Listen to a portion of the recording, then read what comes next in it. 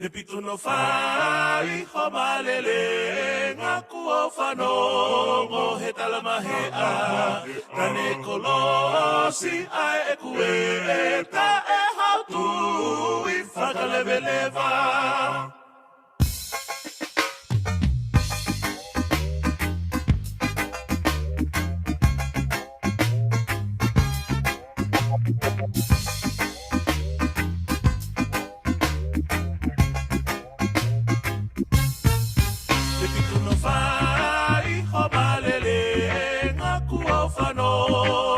Talamahea, tane kolosi ai e kue e ta e hautu I whakalewelewa Ko e siuwha, ka hakonoa Ai taulu, atare ki o ma E wikumiki, he api moa No e watakali, Polinisia He toe toe, kai fefe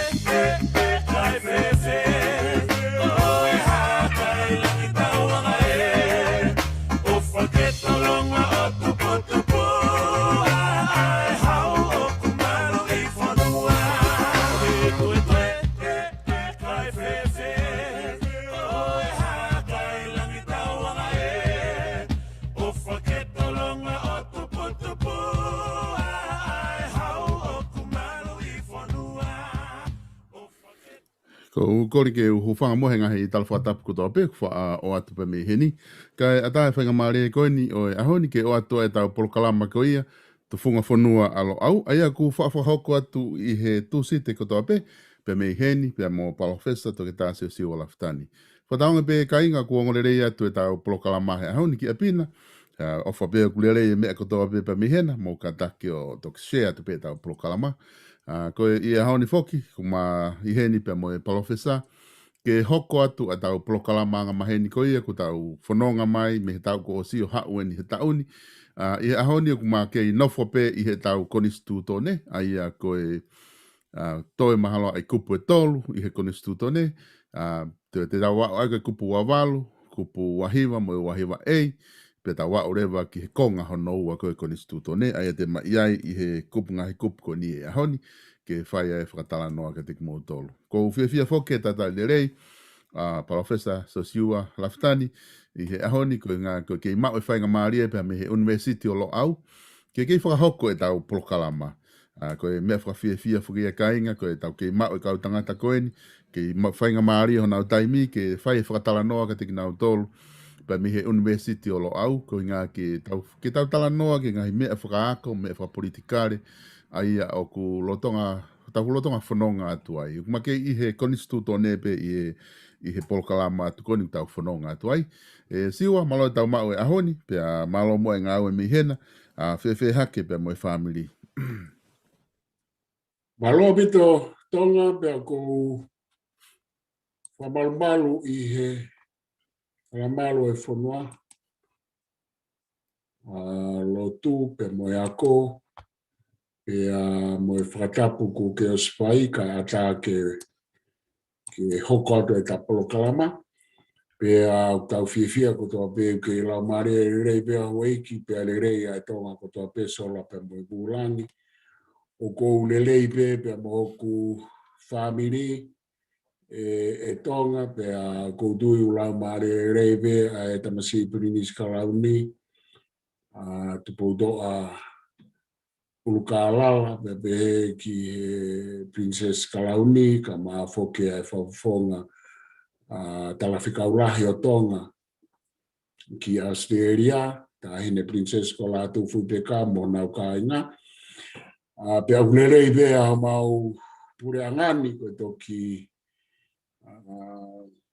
whanofo e ahoni ai mau tokon pare mia fo o me ta whaki ai nationals. E hoko pea e whitokaki pea me ngahi mea pea i nationals ko e whahai whoko o pureanga i a mautolu i ahoni ko i coalition ai ko whakatahai aha ngō pātila lahe ua ko Liberal pe mo nationals. Poko nationals ko whahai ia ai kau whāma pe kau e pāti e tuku au mai a Australia ni pea i he ne hau pe me senturi ko osi.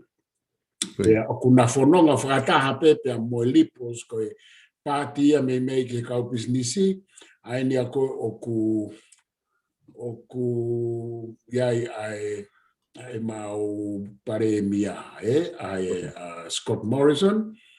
Pea ko pāti ko na hai mai ke ai ke na coalition and nationals, e toko ni pare mia mau pe ia. Ai ko na whaalawe tu ai ki mua, Koe. Kei ke hange ko tau lele noa ia loko i tonga koe o hao e whaha ia o toko rahi ia o toko ni pare mia ka pare mia whaha i toko si. O kui kai kia ha mea pe he, kui kai toton. I e tala noa o whao pāti wha demokrati. Pea ko fulahe au pite o mea el kai mau e tau ka noa pāti ka ko whialawe ke ai. Alakare wa pena pi ko toko taha fo o uia. O rakere wa ia me nationals o tokon. Te nau tokon ni pare mia mau pe ko pāti au CCE. Talu e nau tokon pare mia mai he kai me na kamata e na coalition se tu kosi. E pare mia mau pe ai lipo. Ko pātla ia. Pea pe he e tau mea. Kai ke ka ku ka te uwhafoki atu tonga malo. Malo apito e profesa ko e gane tu foki tai ni mo ne apito e whakaukau ke o mai ko inga ka ko ngahi natula to tonu ia ngahi party politikare he ngahi fonua muri tau ilo i ke he ange pe tau fukare da tolo e tau ngahi me whaka politikare i tonga o kulava ia ke natu opposite na o mafuri pa ku mo ni apito e whamatala ke whai tana tau sio pe kia he ngahi tau ko ni ko osi. Ka koe taha polokalama he ahoni te ta nofope, te ta alu ke ta konistutone, aia koe kupu wa walu eni o ku ta au mai ke ai he ahoni, aia koe kupu wa walu e konistutone, pa te tukuat ke te koe ke ta hoko atu ai, pa ka unga koe kakai, ko kapauna ke toki kau mai pe i he polokalama, i he polokalama e ahoni, o ku malotonga lere he ahoni i he tau konistutone. Koe ahoni pe, koe ngahi polokalama mai, ki muini na matalo ene ma whanonga mai hono lau e tau konistutone. Te whito i konistutone ko ia i he taha walu whitu ni ma. A ia ko e konistutone i o tala noa e palofesa. A e konistutone ko ia i he taha walu whitu ni ma. Pea ko ia kumaha os whanonga mai he kupu uluaki o au he ua whitu i he proklama ko osi. Ko e kupu a walu eni ma hoko atu. Ka te tuku atu e palofesa. Ko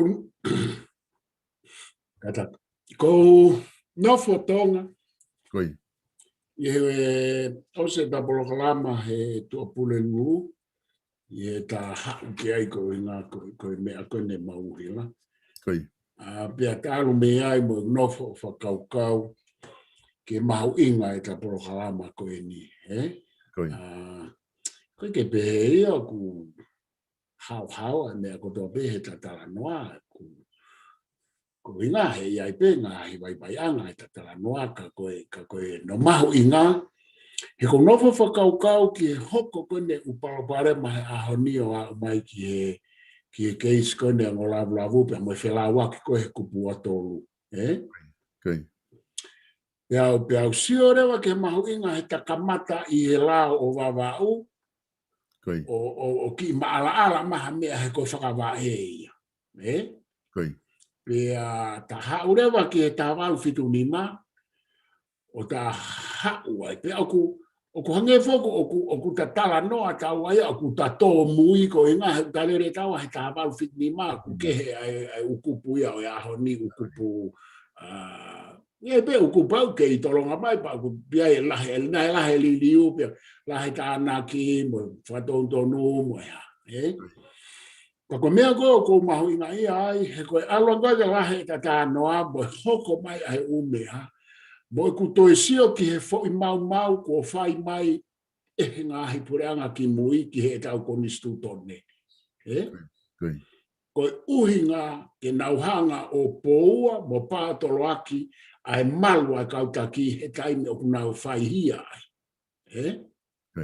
Ko mea ea hau ka te au ke hoata mai. Pake loi tong, e maare e tarere e konisturu nene ospa te tatoe foki. He te tatoe foki loi nai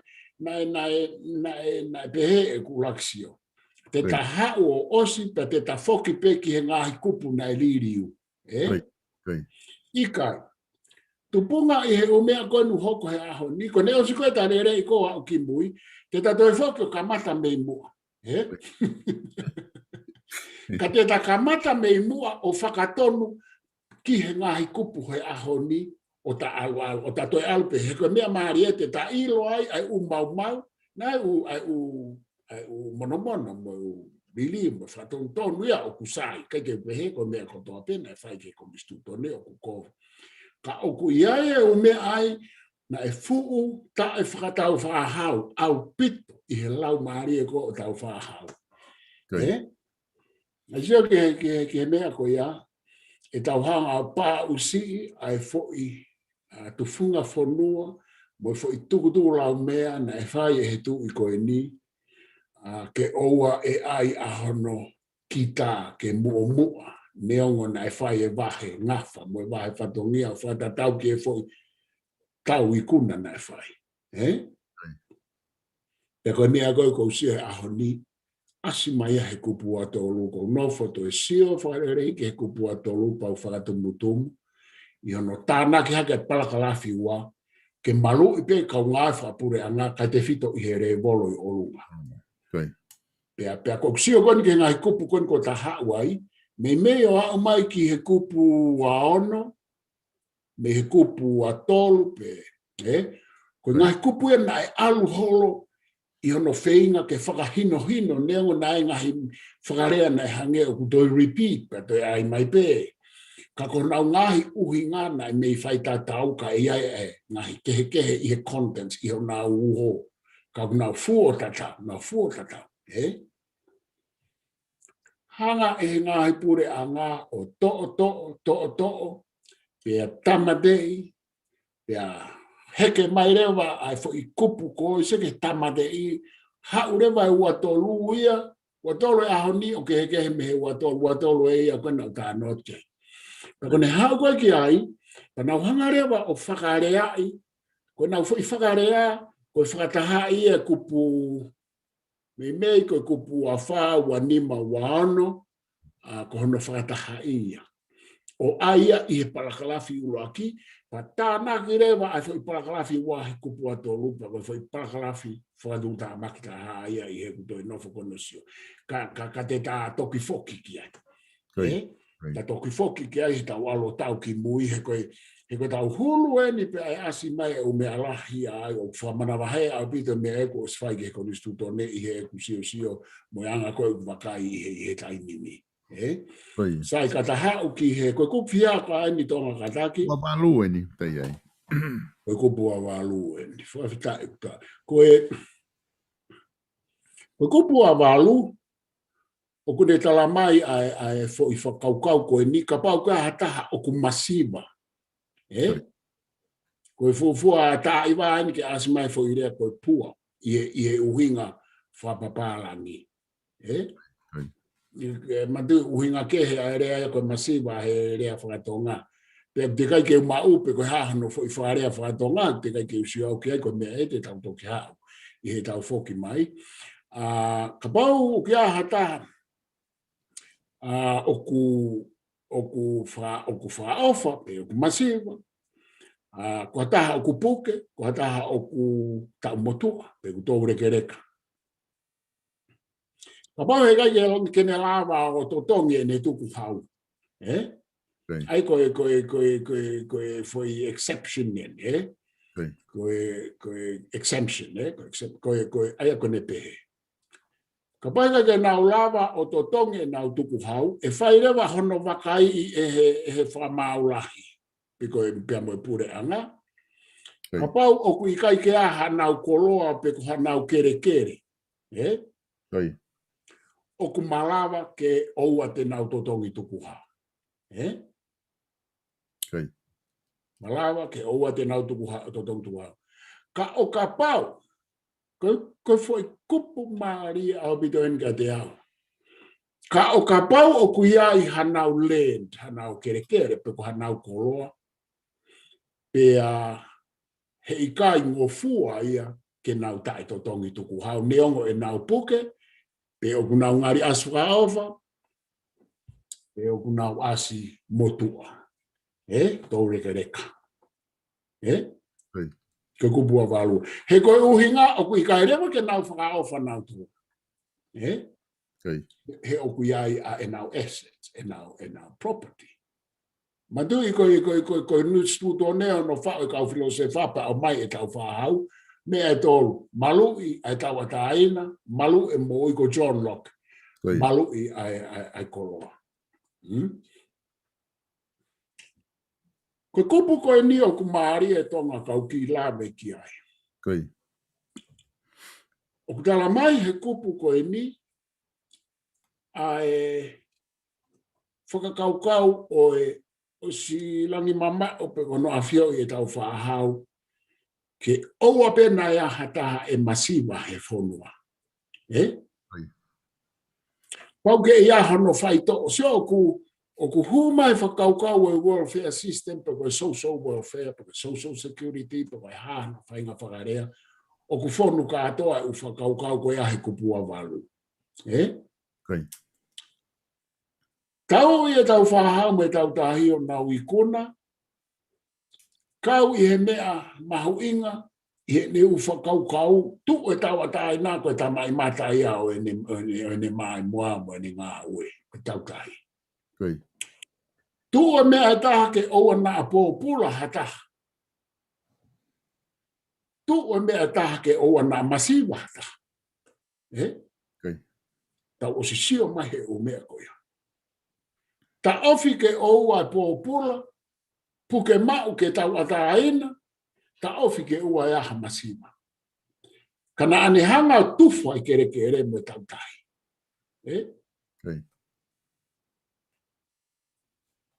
Nā ia whio i pē e tau whahau mo e kakai hoi ke aha koe ama, kau whare area aha koe ama, kau take aha koe aha, he kai ke tau tō fuhia. E koe fo i taimi koe nei whai ai tu whakere kere, me kere ke tau tō fuhia, tau tō le fo i tu wha. Nā e tō fuhia ai api ko tō ape. Kana i ai e nau whanau, e tonga.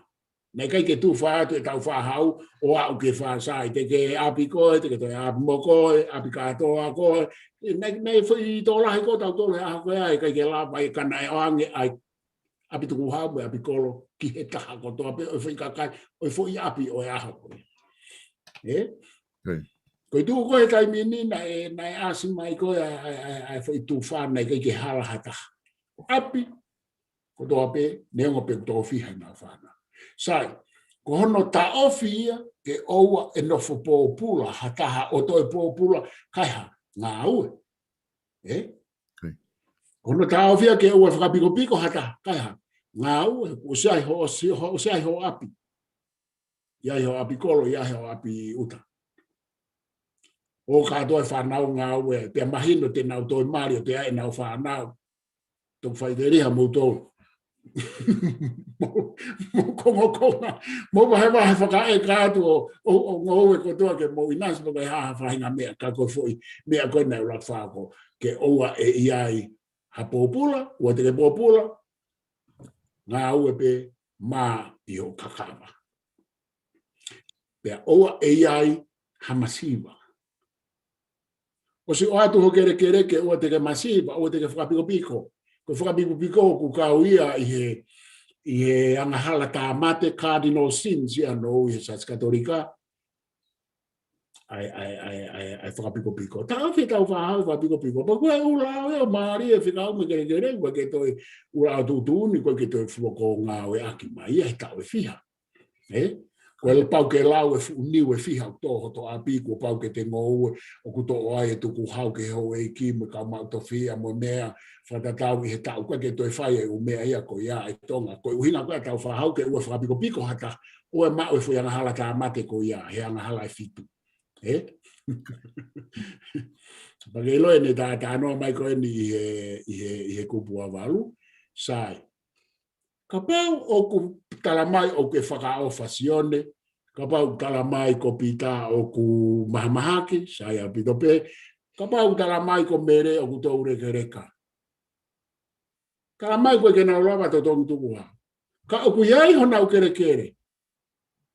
He ikai to tonu mau, e whamau to tonu ia, ke nau tai tukuha.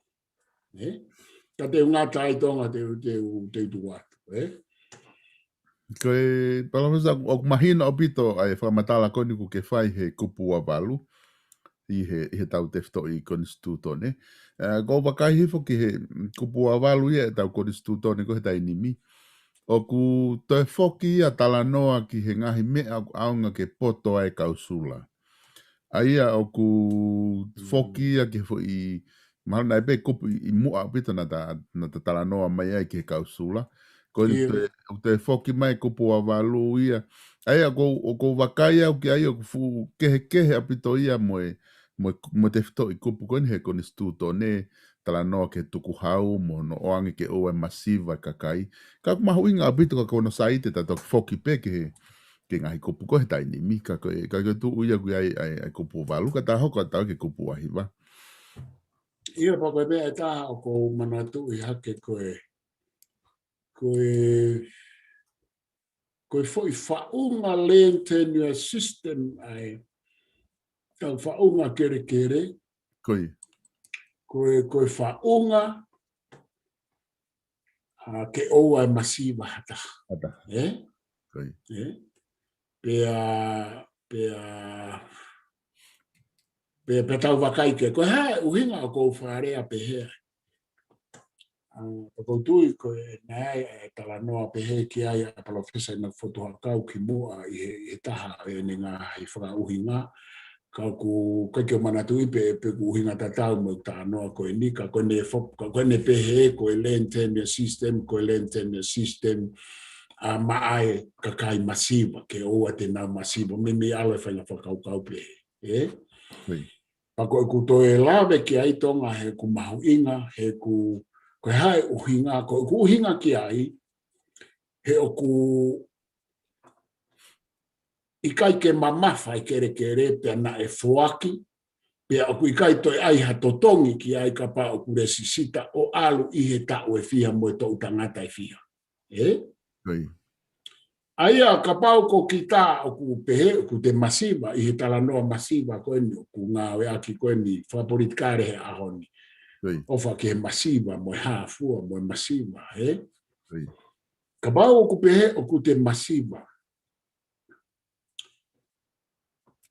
ka koe lahi a ka utala noa masiva ia pe ko ha vai ua ia ki nau tōu ko kere ia na eresisita ia he nau kui ke kai ne whakamore ke ia se niti ke kere ko ia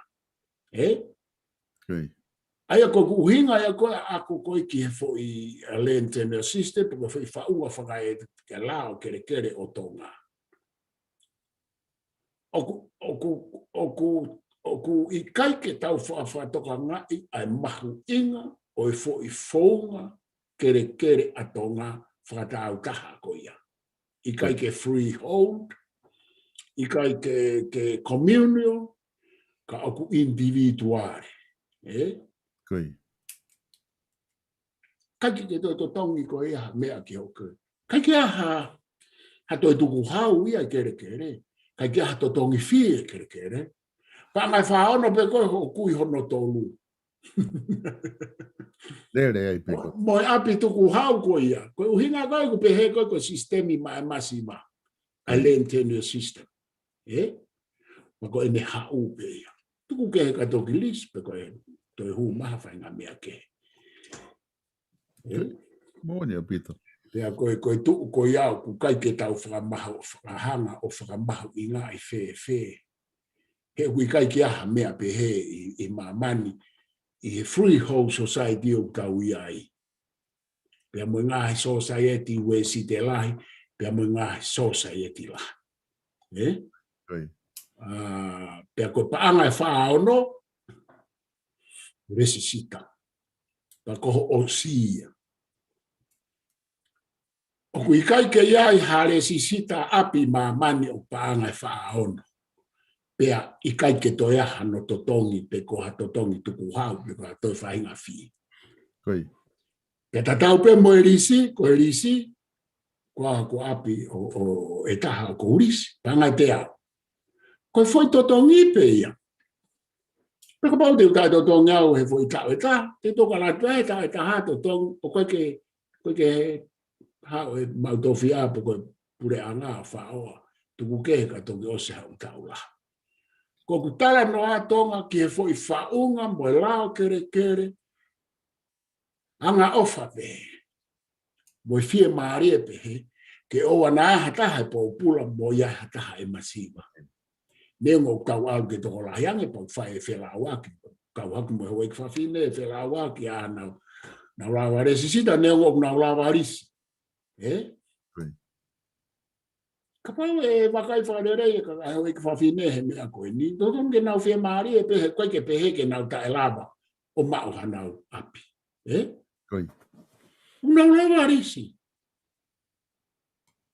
Una ulawa risi. Nai furi ki whanua ka pana kai ke nau ngofua ke nau ulawa risi. E whai ku wahe api au pa ku ahu whangatu whawhini, angi ho nau api, o nau risi. Koe ke aha nau whanau te ike nau maari. Nau tolu o I tangata a resisita. Ka teu whawhoke atu tonga. Ka pau ku kai ke te aha tānak pe kua whehui pa tau hoko atu ke uahi. Ke palawhesa ko ngaini o ku ke te whakamanatu mai ku mahu inga au pito ke mahu inga maari mo mea I he kakai. Ko hinga whoki he koe ahoni o ku ngāwe aki e whilea koe masiva whakapolitikare ke Kenya a mawhai pa mo e pāua e tokolahi. E kau politikare. O ngā au e aki si kakai, ka ko tausio koe ni ke te whito I koni stūtoni koe ni ko puawalu ko ke talanoa ki ai. Nā se hanga pēto po ulakia o whokotu ai kupu koe ni, ke ne hanga o malu I e kakai mo oua ke nā wau ke tuunga pe hea ku nau masiva pe mea. Ai kono, koe fo I kupu ni ku ne hanga o oange ai kere ma ai kakai ke nau ngou e ai mo nau maua e nau mo ui pia ke whakasi I ai mo ta ofi halawa ke hu mai ai masiva ke te ki nau tolu. Ka aku, ka taimi ta tau pe o te kai fo ke totongi kere I tonga. Ka ku osi malanga ia he tau ngahi mea whakapolitikare ai ke tokoni mai si kakai masiva ko ai uhinga ke oua na ali e kina hataha. Ka kono maari e lava ke tau te sio ke he kupu ko ni e palawhesa. Io, he koe, tau toi ki whakaukau loloto pe e tonga ki ko te au e taha. Koi. E kai walu. Koi.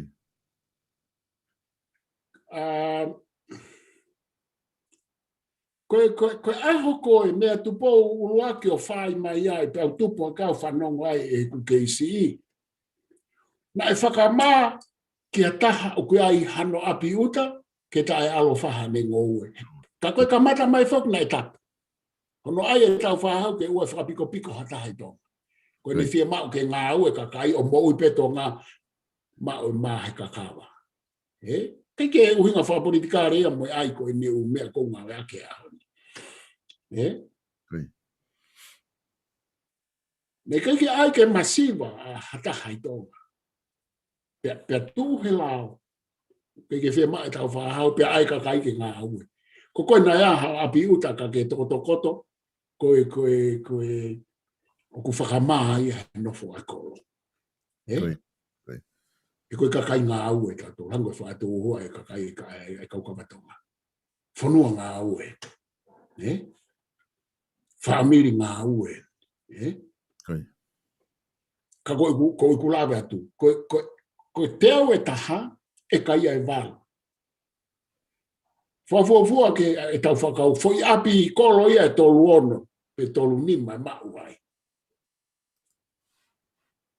Koe matai kolo alahi a ki he tau nofo whatatau ke ki kere atonga.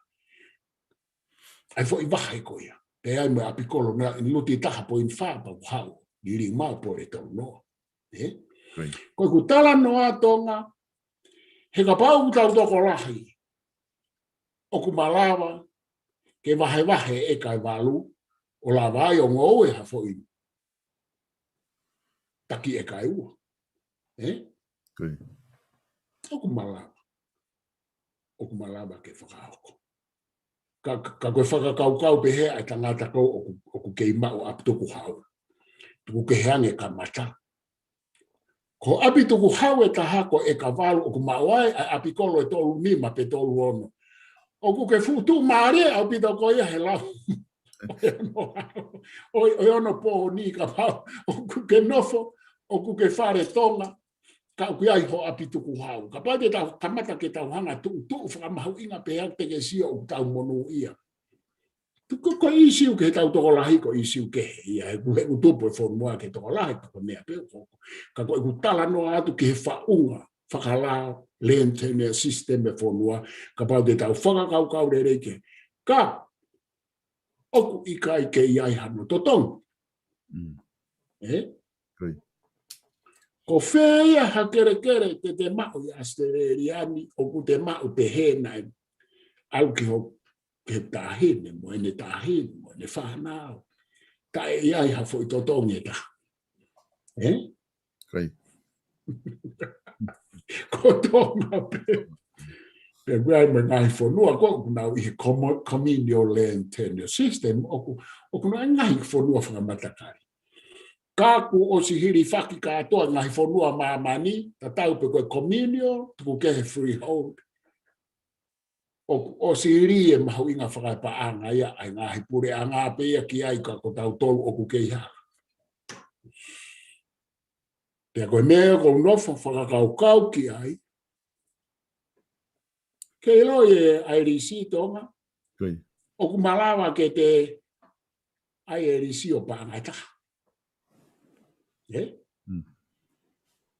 Urisi a sea tau tai, o kurisi me he tui. Koe na elisi ko e tofi a kun salo te i he kumau. Hangi ka te au ka kamata elisi na paangata. Something like that. Ko tonga pe o ku whai pe ea ki he mau tofi a pe ko kita. Hangi ko ku iai hoku a o kurisi. Ko au pe ea ko utalato e kumahu inga. Kisi o ke maaria e tau mea. Utalato pe au pa ngai hongo fulu, he tau ko pa ngai hongo fulu. To ai e pe sete ai pure anga, ki whare pa anga mai e pe sete tahanima ko au e me pa ngai hongo fulu. Ke whatonga. Pe o ku ikai to e whaha me aia ki ai ke kere. He kou taange ki he kau ngāi kere ke potu ngāwe ko iai ni ihi mau wha ngā whinga wea. Te ke usio ha kere maa pe hei maa mani. pe a kui kai ke whaha no we. Pe a ke he tonga te tukanga i ki tai au whaarea whoko whakatau ka ko te momoi. A pau koe te ai kita te mahu inga ko mea ia kita ko whakawhitonga. Ka uka pau o kui kai ke aha rao ia ke me pehe kue ha fui. Mission ke level ke iai ai totongi. Ngi ko blau. Ko ku mauna ka mata sia do tai ko ta ngai ta haita. Pe ko ta ngai ta ai foi e kai fia ka kana nai ai pe he ono ka mata ko ono. Kono ha me ne i he na fu alu ko foi area fo ko ya ko na fu. E ka mata mato lo apa to ki hike ka ko tu poki to. Fai pe ki he loto o to ka ko tauta no afra fu ki ai. Ki he ikai pe oku ikai pe ke fai hala ia ki he ume a koe no koutala noa. He koe fo i tau na e kawai mono fo tu e kere kere. Where a mea au tau longo ai tonga he ara haua. Pea koe fo i mei mau na e fai la hika pau na e whahala ke kere kere he kau teke whakate mukhalati koe. Wakai ko ke na lava o lewa e re fo i mea fa politikare mo mahinoi ai ko na na teke fe ka pana da auto ala ke kere fa feta ela na ke fa ala ke kere Toi. E ku tau ke lava ai o to tongi panga fa ono pe mo ke fai ngai fa tongi ke pe kai ke ngata pe hene panga fa no ko uhinga pe ka ko ne malu ai kere kono ta ai alasi e fa inga teke mo kakai ko ene o ku tau pare mai ia fa politikare e nunu o na ngao ko ke tau ko fe mau ke au mai fa nunu ka ke kere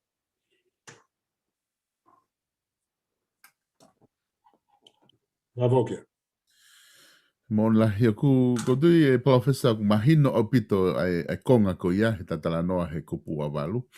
Pea ko tui fu mato aki maala o pito ai whakaukau ko ia. Da hoko tu mua ki he kupu ahiwa. E ku Io ko kupu ahiwa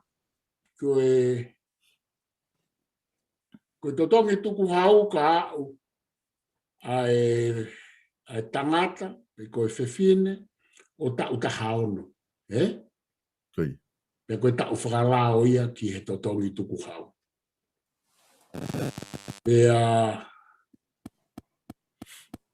E toki ngofua ke ne hanga o mao hakoloa hange ko kere o ka o ta uata. E fito ki he whanau tangata. Ke talabo. Aia tuku hau tau ta haono, totongi tuku hau. Hau ta uata, ko uhinga ia kupu koe ni. Pea ke lava o riri maha kere kate koe. Koe au mai koe ki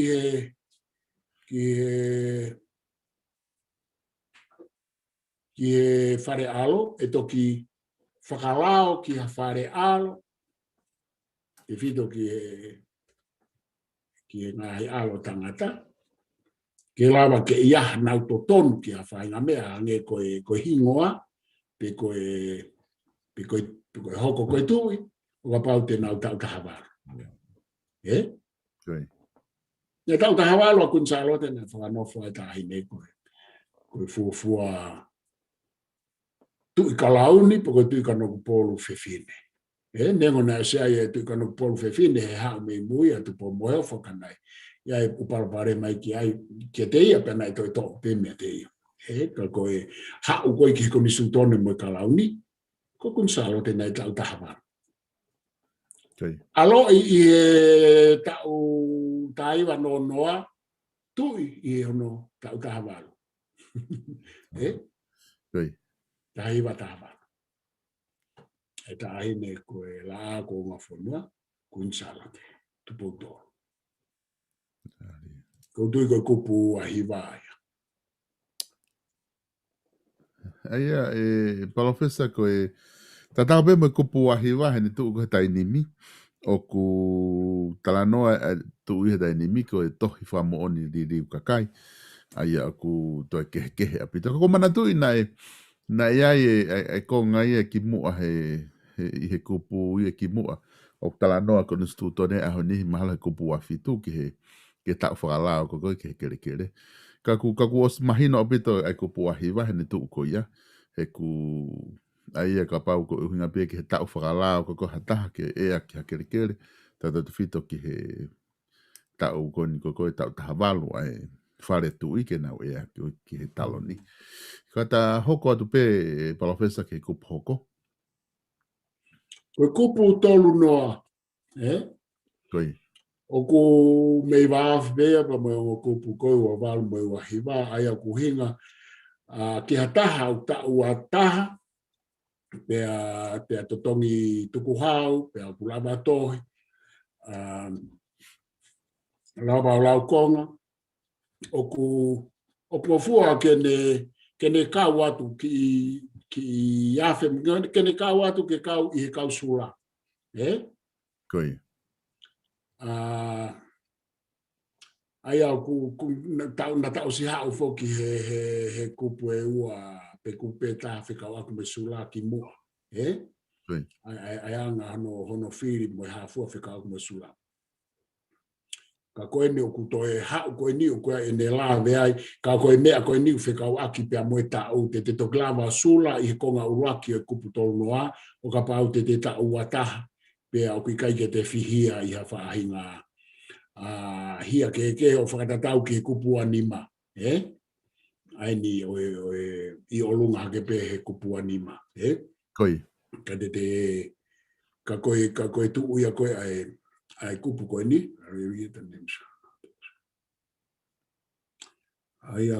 And once every year, the names of all those who are liable to serve shall be printed. Ai a kuhinga au whakailonga i pe puluse hingoa ki nau tolu kotoa pe i he tau kotoa ku nau koutui koe uhinga pe he ai fo i tānaki koe ni ki he fo i konga uraki, Pea koia koe he tenehanga o whakaikai, pe ikai ke ne tāri, o koe ai hono tautea, whatatau ki he tūtu uni, pe koe lao ai wharearea. Ai o ku kei fau i whapea e kupu koia, pea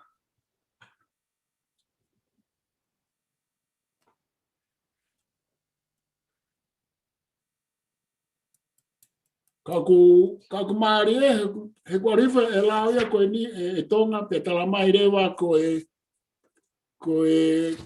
kakoe. Ka me mipa e wharearea pe ko koe missionaries, koe kau missionare, pe kau whaiako, moe schoolmat, me hafua, of all the coming. Iyo, he kai ke nau kau nau tōria ki heni. O se whakamahino a pito mai ngai kurupu e kai ke nau kau nau tolu e sula. Koe uhi ngāpe i he whakakau ke nau tuu tau ataina, koe nau whekau ake nau tolu e mo nau ngahi whatongia, pea moe pure anga. Aia koe mea mahu inga he kupu koe tolu noa, kau au whakatuku akia, Fie mau pe kakai o kai ke nau piki ki hangahi lakanga ngā au whakapure anga pe ko hangahi lakanga taki ange ko kau whai whekau mo mea. He kai ke omi ki nau tō ke nau sula. Omi pe kakai ordinary people pe ko e tamai mo e whae, he kai ke omi ha kau whai ako. Ai ko kakai au o kuia e nau whekau aki holo ke ngai kurupu ko noa ko e taki ko e pāfua ko school masters ko e mahina pe ko kau ngā whapure anga ko kau, Koi. Ai oku kai ke uilo au ki ono kupu koe i he lotonga ni, ono wharea ai, pe kutoia hauririu kai maari e atau alu ki ai, ka koutui e tonga koe mahu inga pe, koe ne mui, koe ta uataha, pea he ikai tene mau i lao o mai ki he hane ko clause o e constitution ni i he wanima ai a tau toi whoki pe ki he wanima pea mo o kungofua ke nau kau atu ki he sula pea o ku whiemau ke maka i ho nau hingoa ke print mo publish ai a han whai mahi kalonikari ai umea ko ia o tuku mai ki he papiriki, ki he whonua, Pe ikai whakalao ke ataha ke nehanga o whakaikai I ka pau e o atu ki ai he ku whikau akia pe moe la moe tutu ne wharearea. Ka hoko atu, ka o ki ai ni I koe me ngai kurupu koe ni e kai ngofua ke whiri mai ki nau tōru koe kausula. Ai aku whiai au pito whakaukau ia koe u whakaukau pe ia he tu ai rao ke whainga ke totonu mau mo wha mau totonu e. Ai mea koe ni ke ua whihia mai aha kakai mana ngahi lakanga o whatongia o kunau hanga tataki ai whalukunga kakai pe koha kulupu I hawheitu. Haupe kakai, ai kono wharea ta hako e tamai mo e whae, koe tangata pea o ku whaa, ma pe ngā aue, pe koe haa e whainga ngā aue, koe koha ngā aue, o ku kono whatongia, koe ne taki, pe koe ne pure, pe koe haa whainga whatongia, pe koe ngā aue anga e pure a. Kuptolu noa e. Moni, apito koe palafesta koe ne, aia koe ne tuu whuka ana ia koe ia e kupu koe ia, aia o ku lava hei kupu koe ni o whakahaa mai ki kakai, koe ngahi ke kakai e ni o whia mau he konstituto ne ke mou kau he sula, o mou ata ke mou kau he sula, ko ho tau pau ke he tau koe, pea kua pau rewa ke mou lava o kau ki he sula, polusi, pea ne o mai rewa e mo fuulisi koe ni kakai ia, hei kainge nau lava na tolo o sula ha taimi. Eko te sea koe ki tō ngā ku toko lahi whoki mahaku e tau kau ngai whapure a ngā mo mea, kau polisi, kau sootia, kau whaife kau, koe ngai hāfua ngai mea koe kainge nau lava na tō kau he sula, paka toi ngā rewa e lava whiri mea e tau kau sula. Eko tuku mahino a pito pa mo kupu koe ni. Aia koe na tū koe ia koe ni kakato e ni I he konstitutone koe nā ai ngahi e konga uloa ki pe utoi ha kupu e taha.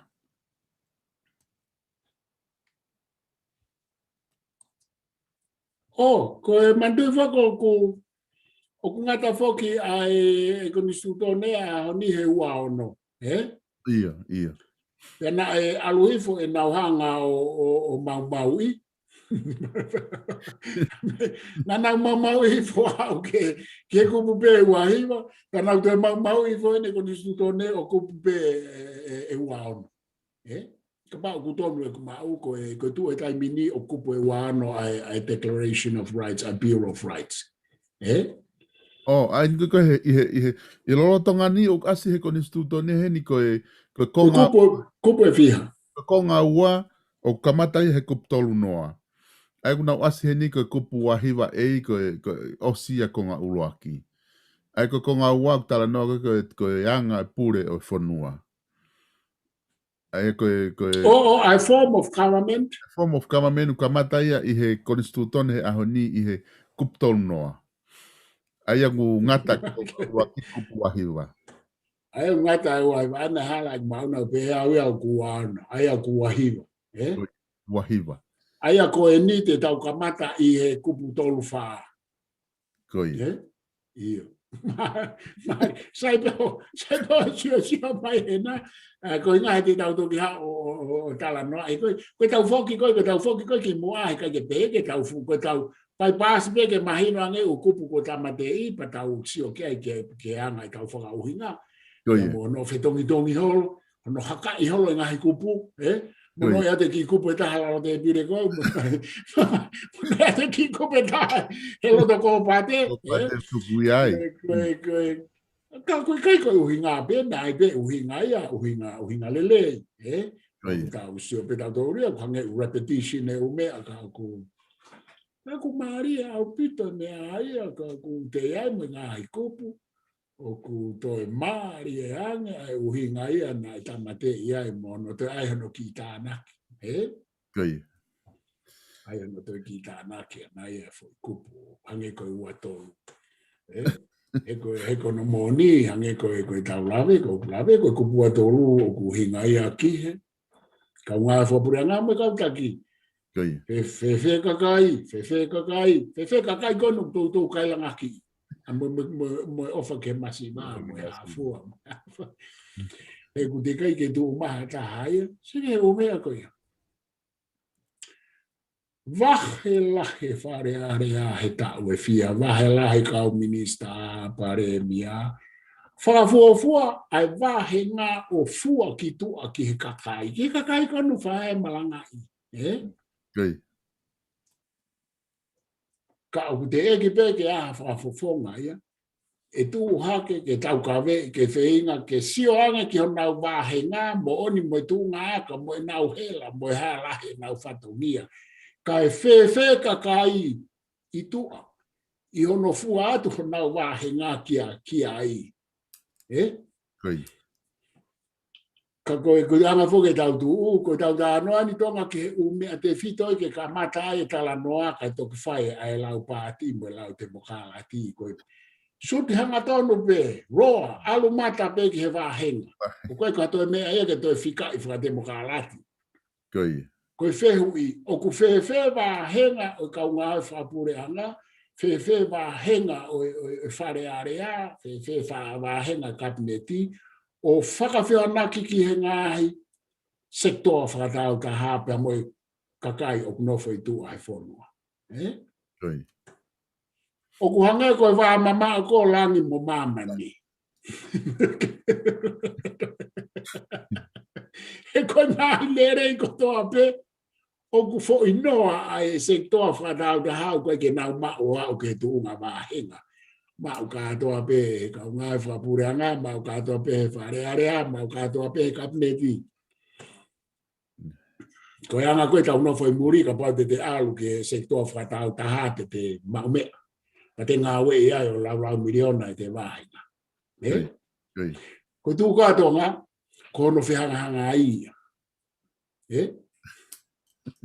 O kuke lau miliona koe loto i he pureanga. Ka o kui kai mauia he sektoa whata. Le, kala ke maulala po kai hae whakare, bolo koe o e wahe koe, kau ngai whakapure ana. Kono fua koe ki tu amahara koe, pe koe hae fo i re bolo koe ai kalasi koe ai whakawahe koe. Kei. Koe wahenga koe ta ma kalasi koe i lalo, ka tau ia pe moe wahenga o e toko taha he sektoa whata au taha. Moe kehe ange u benefit. Pake laura mea i ho alu mea i he whare area, ka nau ke i tala noa kola pe. Nau tā noa hiki wāhenga pe pure anga ai whare area. O se ange koe whehu i ko atu au melo au. Whe ai kola ai whonua moe u sektoa whatau tā. Kia nau kola nau. Koe tau mea tau tōruia o kia o mea ke kamatai tala noa ka o tau kakapa tau tōruia ke he mea he kai ke tau lava o whai mo tau lava mahino. Ka taha u tonga ki he kupu tōu taha. Koi.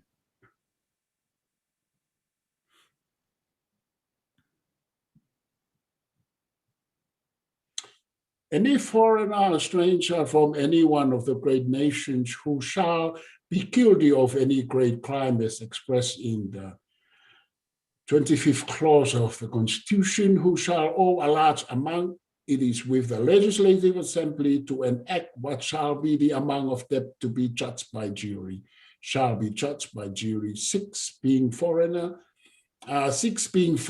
residents in the land who pay taxes, and 6 Tongan jury. Ko hinga beka pau ka hataha me muri o ku whamau I tonga. Ko ngā kua whahinga maumau pe ko whaihia. Pea o ku whairewa ai tūtu uniko ia o whakahoko he Legislative Assembly. Pea whiri rewa ki he mahu inga e whakahoko pea ki he tokotaha koe ni mo hono hopo I. Pea e whiri rewa ai kau tonga, ko ai ane sulap e toko ono. Ko poni mau inga he ni ko hono, taimi kou whiri aha sula ki ha muri o hopo I tonga. Ko poni mau inga ia he ni. O ku toko ono ai kakai tonga, pea toko ono ai kau papalangi. Aia e me whiri a lewa ai kakai una mahino e lea whapapalangi pe ko toki liri pe ia interpretai loto I whare hopo kia pau koe kakai koe te whukoro sai nau e nā mea whapara. Ka sio ke mea ko fairness I hono feinga ke fotu e tau konistu tone. Ko ke wiloi ko ke tu me ko ni po te ali li ke ko pui tu a ko tala noa ku ia pe ko no tama I mata he whakarea e taha. Ko ai u fotu u tu whakai ono pōni ki he anga mo ui ai lao mo e te mo kārati mo e hāfua e tā me kuonga ko ia. Sio ke mea koe ni, koe muri he kai ke o mai pe o sulai e hakautonga ata. Whea au pito pia maa. Maa au pito ke uesi hau ia o lo maki I pe ia he kautonga I whare hopo ke nau hanga sulai. O mai ha foi toko ono pārangi pe ko toko ono muri. Ke nau ki ongo o iange ai toko taha ko e nipo ka haa ni whainga mau lao na e whai e tonga. Koi.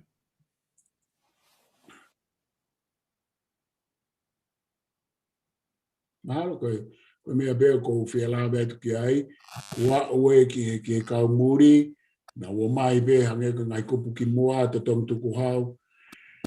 Ka o ko ki oange pe mo e nau totonu he koe Bureau of Rights koe la o e ngahi totonu mana kau e kupuia koe ni he e kupuia koe na e palonfesa mahu kai kupu koe na e whaahalo toko pate I he tuhatai nimi koe mea whamamahia ka pau ku to'o aia koe uhinga ia ka pau o ki ai ha hopo ia o a muri, he ahoni, e sula I bea he kautonga. Tuku ka he ka pau koe mea bea o tok whiri at ki ai ha kau muri. Ka koe ai mahino whokenia e tau whahau mo peika, he na mahu inga ia pa mahu inga ia tau whahau I he kau muri, na osinofa mai ki tonga. Pea ke malu I nau totonu ke o te nau ongo I tuku hau sia o whamau I pe nau tolu he kautonga. Neo na e tuki ai mai foke ai whamau lai. Kamata mai foke kau whamau polisi pea hau e whamau lai. Pa tau hau pārangi foke. Kau whamau ka koe ka koutui koe kupu mahu inga koe ni ka pau koe ke sio I fukoe ai o wha oia laro te pire. Koe ke asi holo ia ulaine koe ni talotonga tala no ai. Tuku ke ka pau ave ia tuku ki mui au pito hawhei tu pe koe alu ke loto ko pate tuku ki ai ka koe. Ka pau koe ke sio ai hena o ku I he tu unga vewe ia. Ka ke sio ki heni tonga. Koe kupu koe ni koe kupu whakatemo kālaki.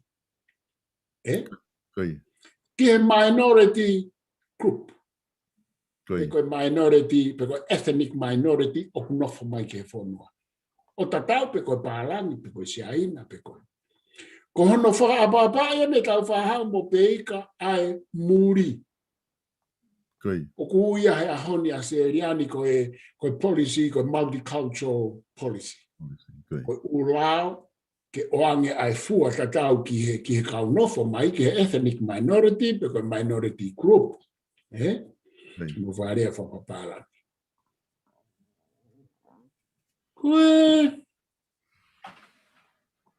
Koe tā mahino ia koe mea koe te mokalati ka pau ku koe kei hena I kupu. He kupau ke ia ngahi kupu mahino ke whakamahino I o kuia e toton. Right? Ai muri I he ngahi uhinga mo ngahi whonga ke he kehe o ka whai hono hopoi. Pe ko hane mo ua ia whaihia. Ke whea, ke maa. E pot katau, pea oua e whawhahai taha. Tō e nau tō lua kau tae mahino koe na. Koe mea mahu inga ia he ahoni.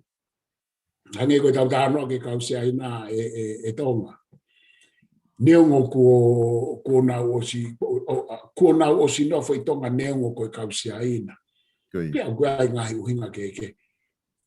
Kehe uhinga kehe ia ko au whawhai e whepaki mo ha fua mo lau ke kausaina mo nauanga mo nau tae kau e fua whatongia mo ha. Ia ngai mea aku mo on. Wha wofa. Tiki fua whepaki au ke. Koe ku poini au koe muri. Ai kausaina. Ia koe whamau ai lau mo tutuune ko nisu tuone. Kua pau ke tau oange ai ngahi to tonu tatau kia kina tōru. I tai meu hoko a ngahi mea. O i kai ke totonu makehe tau tō luia, i he Bureau of Rights ka nau totonu makehe nau tō. Koe te mokalati ia, koe u principolo e koe ke kamatai ta anoa te mokalati. E ko mea whoki na ai he tau e whanoa, na kuhanga ai hanga tonu anke pare mia malolo, o se wike ua e tutu konu ka alofana telefoni mai hen ki Kempelani, ma tālanga he hoa e taha i he ea hen, pena hiki ia he kauka mahene ma foi tālanga koe. Koe ne telefoni mai nage rea mai, ko au pena au tārea te telefoni, o hu atu ki he conference room o malai. O mahau e taha ma tālanga he tutu. Ko ku lawe ki ai, ko inga he nau tālange ki ai. Ko ia pe, mo meni, na nauhanga o ai ke whehi a kakai ki he kau muri. Nane malanga e mea koia. Ke whehi a ke kau India mo kau siaina. Peu talanga reo koe whakamahino mai ka te au koe ke mahino te mokalati ka mūtou. Asimaya heni, asimaya no to o kapau ko to o ai kupu tolu tahai. Peu talanga reo, kapau na mahino te mokalati kia koe mo mūtou he kai ke mō malangai. Ke whehi a kakai he kau India, ko minority group, ko ethnic minority. Oku whanatula beke whehi a kakai native ki kau nofo pehe atu. Ka oku i kai ko hame ake malangai he ta hawha politikare o kutu i whakate mokalati ko tai mahino. Nonna. Fua ka tau tolu ke tau maa nofo i muri. Kana tau pehe mai hafu taki whakate mokalati heno malangai pehe me ka tau tolu. Lo papa tau tole ka palangi ko hae tau poa ki. Ko golden rule, golden law ia o lotu, fai mea o ke loto ke fai ka koe, o fai ake toko taha koe. Koe kai peke tau lava ta anoa, koe foi principoro koe ia, koe principoro whakate mga alati ia. Ngari afe au tonga nge ko ngari. Nge ko ngari malanga. Nge ko ngama bolo kalama ko mo ke nolo ane afi. Ki ala tu pe ko ki afe ko wange ki si o fa fehu i ma ke nolo ko chatu ke te kamata fa fehu i mai ko ko ke isai ko aplika. Ko ilo pe ko ma fa na ta la no he ta ko instituto ne.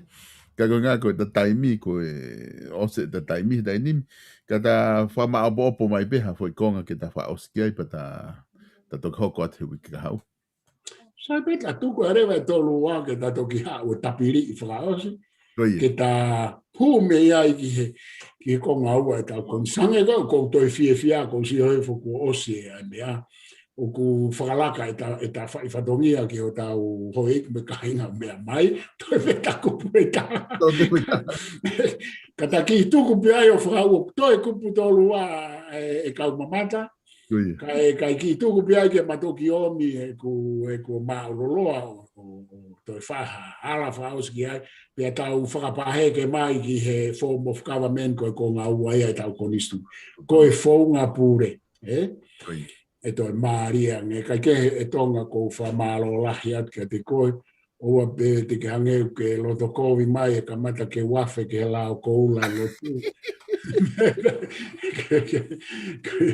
Maria pito, professor. Apolo kalama, ko na fai ma polo kalama mo pita pua na fa fai mai fai kau kamata ma fai polo kalama fo ke community. Oi. Maha o foki e mata noa, maha o ke whekau e hongo fulu mo mea. Ma ki kohi ai ta mai e professor na whatuaka. Ma si ko ki hongo ko wiri fia o pipiki mai mo e whai whekau e tu whamiri tu. E kana e whamawhana o pit. Kai ke koe mea maoenga whoke lo tu ia e tonga. Koe mea ku whekau aki mo e tau mō la re meanga e tau urunganga. Pe o ku sai fe te lotu e te whawhenga i ka pau te whenga pekita ke te turi fua ke ngā i ako naki whaka mōlare po koe whaka lotu koe ai toi tapu mo mea. Tako ni ai pea ke te mo. Ka kou whamalo lahi atu i he polokalama o e ahoni, whamalo atu i he kei whai mai tau whatongia mi hena. Ko ofalaiat ka te koe, pa ko ofalaiat ka te moutou, whatawange pe e tau kau mamatau, koe ke mouhanga o tori tau whetongi au, pa ku mahalo pe, ku tokoni atu pe, polo karama ke whamamatu pe, ata ki whanonga ka moutou, ka ko ofalaiat ka te moutou, ofalaiat tonga mahalo. Mahalo pito, Professor, te toki hoko atu i he wikahau, e ka fu konistu tone ko i lolo a pito ko tau ki fono e pe ai ko nga ke lava kakata konistu tone pa tau toki wakai ai ka fa malo la he tu he proklama a honi ka toki filongo aki we ka o fat ko te ko pe mo se ani pe me family malo o fa la ya malo ke ka nga ko e lava ia tau proklama ko ia ki a honi pe mo e tu funga fonua lo au ai a fa hoko atu e professor te ta se si o laftani pe whatanga pēna e ngore rei atu ke te motol ka ku whawhiawhia ko hanga ne whamatala tau pe ki whai kupu taha ko ngā ula ki tau alu rewa ke whaunga pure koe pure anga ki he anga koe pure whanua po ke formal comment koe konga koe ia koe konga ia o ku maari e lahi apito ke tau wau ki ai he ku mei whilawe e ngahi mea lahi ai pe me tu ngalolotonga koe ai ai kau politikari mga taki ko i hatau whanua pe ki whare area. Ka mo mea tau toki whelongo aki i he apongpongi, ka i koe proklama apongpongi, koe hongofulu apongpongi, koe whatu whanua fo ou ia, pia mo piveni piukala. Pia koe whae fiafi, au ku whahau katoa e tau proklama ko ia, koe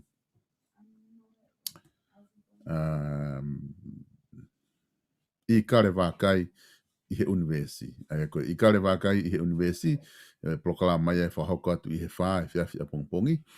Pea koe tōpure lulu rewa, e whahauka e tau proklama he taha ho ata, koe hulo i whiia, koe proklama mawahe ia, ma whahauka atu pea mo i he hulo i whipa mo kawhoika, stake.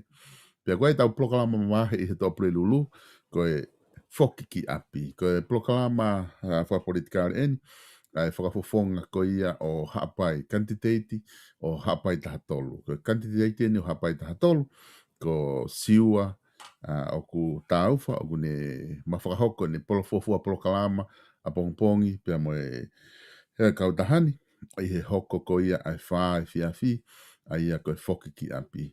Hoko rewa ai ono e fiafi a pongpongi, ko e proklama ia langa whanua a re mātu ai mori. Ka ngahi proklama ia toi ngātu he weekend, tanga pete ta motoki te tau whiau atu he ngahi proklama ko ia, ke motoki mea mai ki ai o wakai ke ngahi proklama ko ia, ka ku tau mawa e ofa atu ka te motolo, tau toki wakai he proklama pongpongi.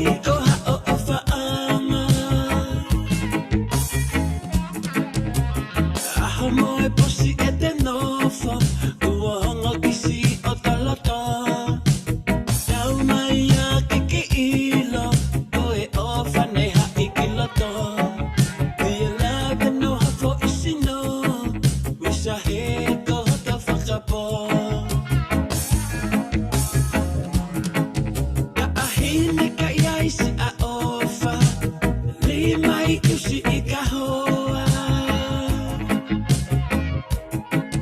A whenua alo I mata, si I wholo pe ano kona.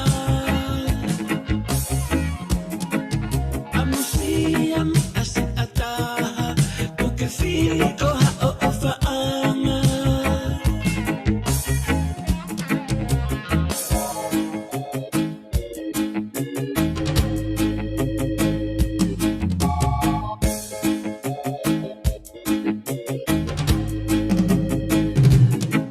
Ta'ahine koe o whani o kukei ha'i atu